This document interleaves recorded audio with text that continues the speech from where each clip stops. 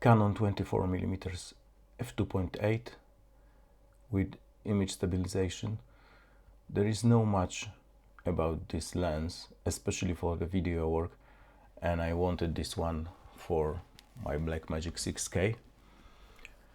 I've seen only like 1 or 2 people using this on Blackmagic, so it was a kinda wide bet to buy it, but I bought it used for around 250 bucks, so it was a quite good deal because the glass is pristine, and maybe the focus ring was kinda tight, but it is similar as Canon 35, so maybe it's like that by design. How it works on the Blackmagic, and when I got it, since I got Sigma 18-35 f1.8, someone might ask why I got this guy, which is slower, but the Sigma is really big and heavy, and it is not a good lens for run and gun situations, and there is no image stabilization in Sigma, so you got kind of shaky footage even at 24mm, and this one is really light and got image stabilization. It turned out that the image stabilization is not a big deal because the lens is so small that you can get really nice footage without the image stabilization with so small and light lens. There would be an example footage of it. This one is f2.8, so I was thinking how shallow the depth of field would be at 24mm. So I checked this on Sigma, setting it on 24 and shooting at 1.8 at 2.8 and compared it. There is a difference. I would say it's a big difference, but also it is really hard to focus at 24mm at 1.8, even at 2.8. It's quite hard to focus manually, so it's not a big deal. There are other options, 20mm cheap options like Samyang 24, which is fully manual, but Samyang also got Cine version, which already got gears on it, and there is lately Make 2 of the Samyang, but it is still more expensive than this one and does not have image stabilization. So regarding image stabilization, I was surprised that without it, with image stabilization turned off, you can still get quite nice footage, but it is good to have image stabilization because it actually helps. I mostly shoot with my Blackmagic,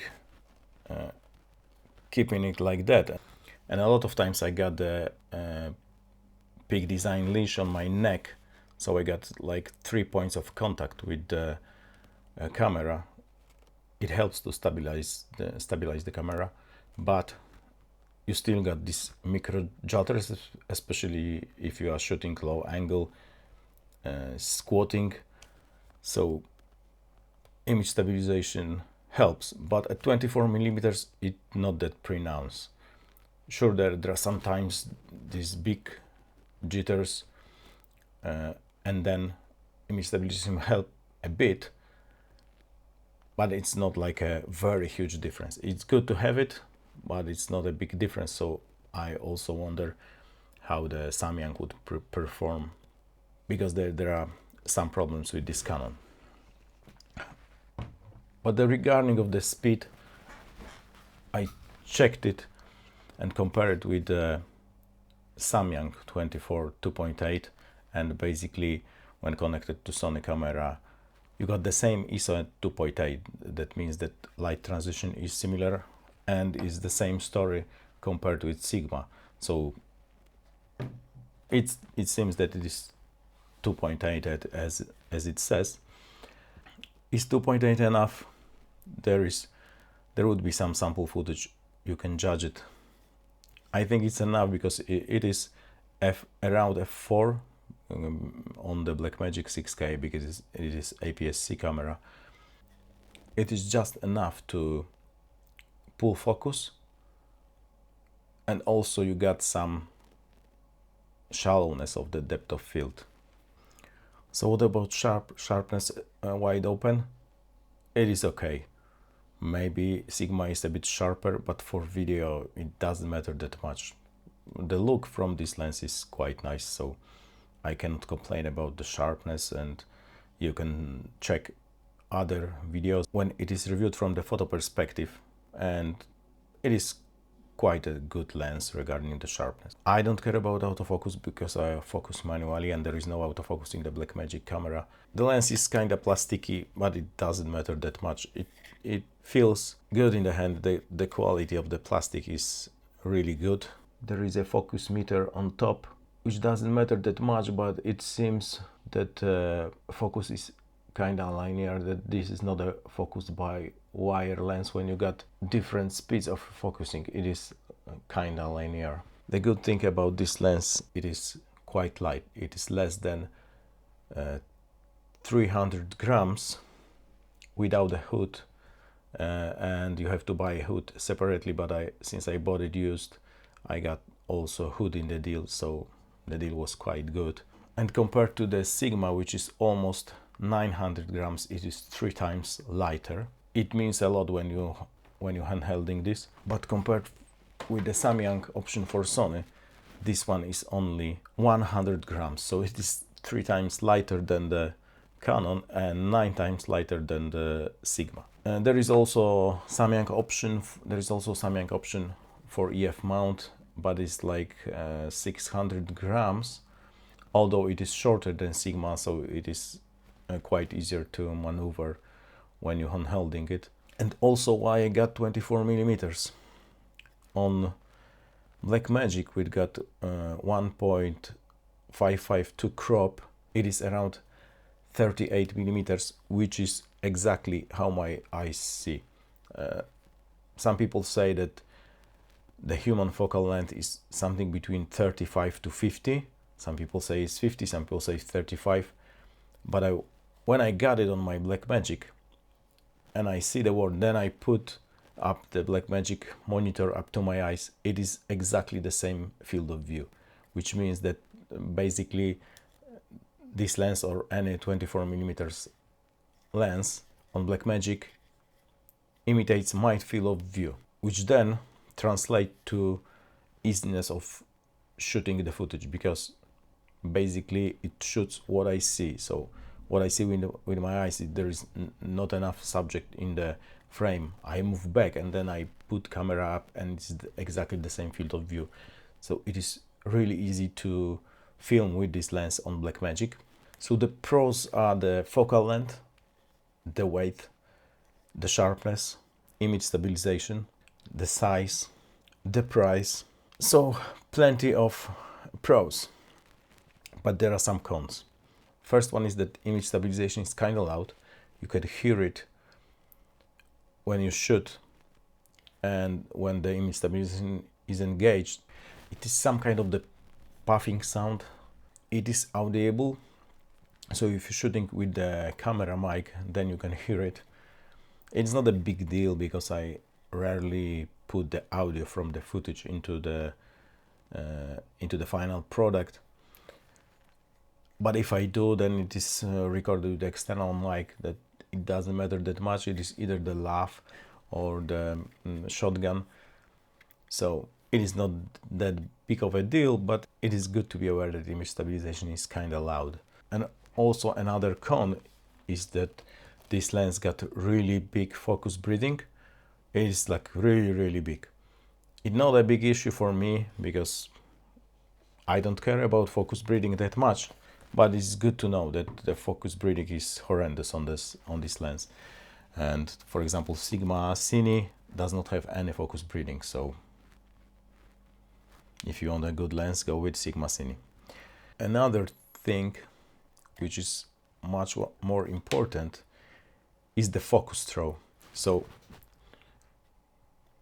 the focus throw of the lens is around 110 degrees. So to go through the full focus range, you go 110 degrees on the wheel, which is not that good for the video lens, which is not it is not a video lens, and that's why the focus throw is so short. But it's not a big deal that the whole range is 110 degrees. For example, on Samyang it is on Samyang 24 it is 140 degrees around, which is a bit better, and on Sigma 24 Cine it is 180, so you got like the half of the rotation of focus throw, which is better choice, but the price is not that good. It's like 4K bucks, so hard to compare to this one. It's like 12 times more expensive. The biggest problem is that this scale goes from 1 meter to infinity in just a tiny move. It is like 10 degrees of a focus throw on a ring to move from 1 meter to infinity, and it is really hard to focus manually, because if you got this 10, maybe 15 degrees of the focus throw, and you, in most cases, you work in this range between 1 meter and infinity when you film people, for example, which means it is really hard to nail the focus manually with this one, especially that on the screen you see kind of wide scene, and people, if the people are like 2 meters or 3 meters away from you, they are kind of small on the display. Even on the external monitor, I got Atomos Ninja 5, so it is still 5 inches. So it is really hard to nail focus manually with the Tilta Mini, because the gear ratio of the Tilta itself is 1:1. So one rotation of the focus wheel is one rotation of the gear. So to move from 1 meter to infinity, you basically move that much on the wheel. So it is quite hard to get the focus precisely with such a small movement. So there are few solutions for that. One solution is to shoot f4, for example, but then you lose the depth of field and subject isolation, so it is not the best idea. Another one is to get bigger monitor, like 7 inches, but this is 300 bucks around. For example, on this Cine C7, it is not a cheap option. You can get another lens, for example, Samyang. We got bigger focus throw, got a gear, so it is a kinda Cine lens, but it's hard to tell. It would be easier. I checked it, and maybe it is like 2 times more of the focus throw in this range from 1 to infinity, so probably it would be a bit easier with the Tilta. Another solution will be to get another follow focus, which got more than one gear, so we can exchange the gears. And for example, there is a Fodga, so this gear is 43 teeth, and Fodga got 43, 37 and 68, I think. So to get more precise follow focus, you need less teeth on this gear, because then you would get a smaller gear ratio, and the same move on the focus wheel would create less movement on the lens, so you can get more precise moves on the lens. And to get like 2 times lower movement, you need like around 20 teeth on the gear, and there is no such option in Fodga and in most follow focuses. And also for Fodga you need double rail, so the Fodga itself is half a kilo, and then you need double rail system is another half a kilo, so you adding 1 kilogram to the rig, and then it kind of beats the purpose of getting a small lens, so it's not a good option. So I think the best and cheapest option will be to get smaller gear for the Tilta Mini, but there are no such offerings. I haven't found anything, and Tilta offers some other gears for more expensive autofocuses, but they got different mount, so you cannot swap them with this one. I guess I would get some custom made gears. Already made some arrangement. I don't know what would be the price, probably like $50 a gear, if that would be custom made with like few wheels only. But maybe there would be an option to create 100 of them and then sell them online. I don't know. I will check if this actually helps. And also because this focus throw issue, I reattached my hard stops to the Tilta Mini, and it is kinda a good option, and it is a workaround. So when I miss the focus, I either moved beyond the infinity or below 1 meter. So it is kind of an option, but when you got both of the hard stops set, then if you want to shoot something which is closer than 1 meter, you are not able to. You have to unscrew the hard stop, take a shot of something which is closer, and then screw back the hard stop. So it is not a very good option. It is some kind of the workaround, and if you know that you are going to shoot between 1 meter and infinity, it helps a bit. So the summary is 24 at 2.8 is kind of nice option on Blackmagic 6K, but with this focus throw, it is really hard to focus on this Canon lens. So it's hard to recommend this with the Tilta Mini, for example, because you would struggle with pulling proper focus. And lately I tried this. My kid was riding a horse really slow because he's a beginner, so I tried to record him, and like half of the shots were slightly out of focus. I'd say they weren't usable at all. It wasn't a disaster that it was totally out of focus, but it was slightly out of focus, and it looked bad. So it is what it is. In terms of focal length and image stabilization and the size, it's a really good choice, but in terms of manual focus, it is hard to recommend. So I would try these custom made gears and check if it helps, and if it is, I will let you know, but at the moment I think it's not the best option. And regarding the size, it looks like that. So it is really small, but since the focus ring is on the edge of the lens, probably there is no way to attach the mud box, which might be an issue. I don't have a mud box, so I don't cry about it. And with the hood, it is still really small, light and compact. So that's the biggest pro of this setup. So it is what it is.